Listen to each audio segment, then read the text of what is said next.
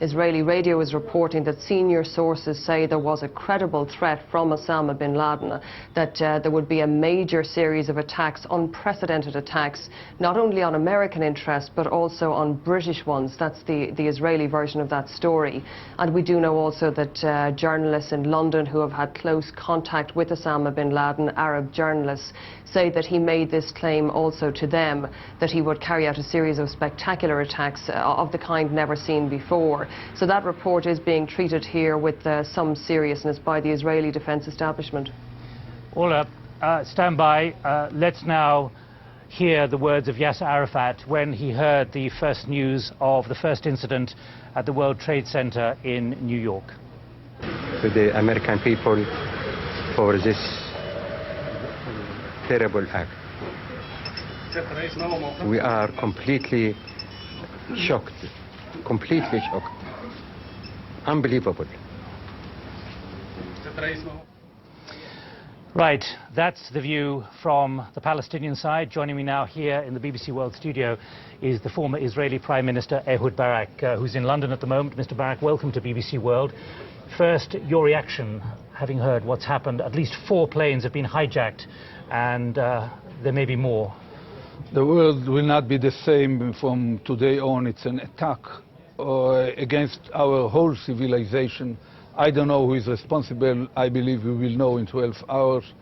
If it is a kind of bin Laden organization, and even if it's something else, I believe that this is the time to deploy a globally concerted effort led by the United States, the UK, Europe and Russia against all sources of terror. The same kind of struggle that our forefathers launched against the piracy on the high seas. In your position as Prime Minister, Defence Minister, also formerly in the Army, were you ever aware of any incident planned like this? Not in the dimensions, but different elements were there. Clearly there was an attempt on the Twin Towers a few years ago. There was an attempt to explode the Holland tunnel leading into Manhattan. But of this size and a simultaneous attack, I don't think that anyone had predicted it in advance. Is it something that security services, intelligence services could ever have got wind of? I'm not sure, but this is not the case. It really happened in front of our eyes, and the question is what should be done in regard to it in order to avoid it in the future. It's going to be a tough struggle. There will be many tough and painful moments along the way, but I believe that if we will coordinate diplomatic, operational, intelligence and economic activities that will not let them land at any airport and will isolate automatically any nation that is ready to host terror or support them. By doing this consistently along 6 or 10 years, we will reduce dramatically this challenge to all our way of life. Your words, Mr. Barak, are very similar to the words used to justify missile defense in the United States, which may have taken another 10 or 15 years. Here we've seen low-tech hijacked by those with evil intent. Yeah, I believe that it's, first of all, missile defense is also something which is clearly needed as long as there are rogue states, and it should be done, and it should be deployed maybe not on national level but only on trans-regional level to cover exactly the threat from rogue states like Iran, Iraq or Libya. But in this area we will suffer. It will not be so easy to go aboard an airplane in the near future, but we have no way but to stand firm facing terror.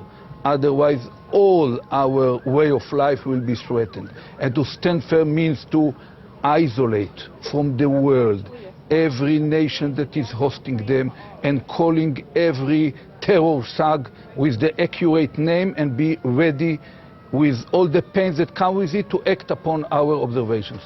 What price might democracy have to pay, given what has happened in the last 3 hours in the United States, given what you're experiencing now in Israel, in the center of Jerusalem, from your own citizens now, with the bombing over the weekend? There is no shortcuts. You know, our civilization is already highly vulnerable. Look at the entrances into the gates of boarding airplanes. It's a situation where it's not easy.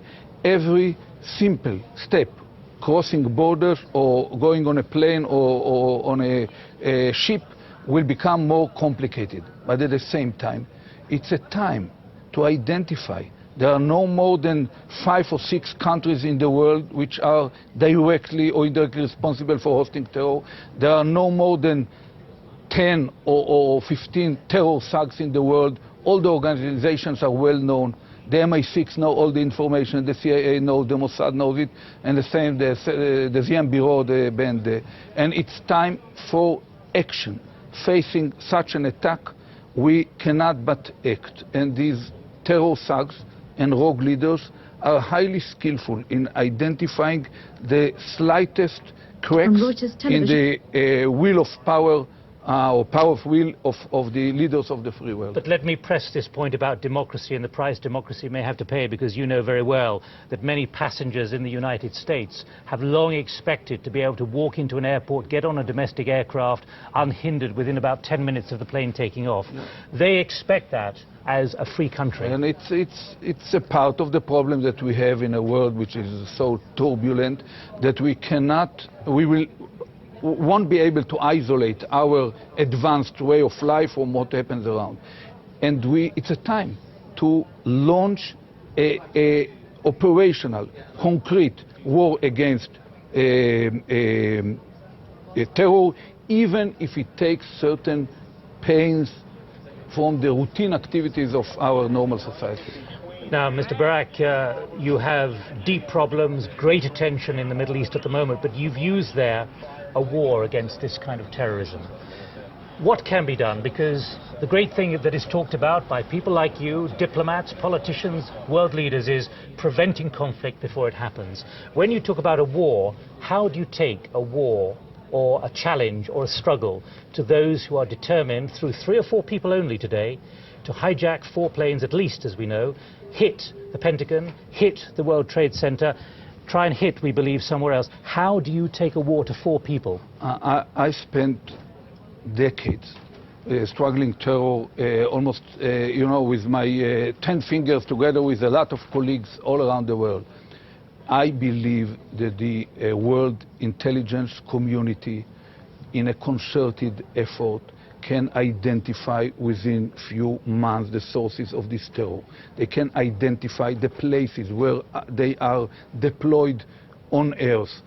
Every such a place is within certain country. Bin Laden sits in Afghanistan. There is a source of terror. Who else can you identify, though? Because we're not saying he's responsible for this necessarily. No, we don't say that he's necessarily responsible. We know where other terror thugs are living. We know that Ferganskaya Dolina in Central Asia is a major route for drugs, but at the same time major route for terror. And I know that President Putin is highly committed to the struggle against terror, and I feel that he should be part of this international effort. I believe that the MI6 is highly capable. You have proven it along decades. Your own skills in standing firm politically and acting pointedly, operationally against terror. And we should cooperate with preemptively? Both preemptive and by diplomatic means, namely rogue states. There are 5 of them: Iran, Iraq, Libya, North Korea. These kind of states should be treated as rogue states. And the same applies to even to leaders like Arafat. We heard him just recently condemning this. I praise him for this condemnation, but he personally is responsible for many terror events that happened in the last few years. Same happened in some other capitals in the Middle East. Ehud Barak, former Prime Minister of Israel, here in BBC World. Thank you for joining us here in our studio in London.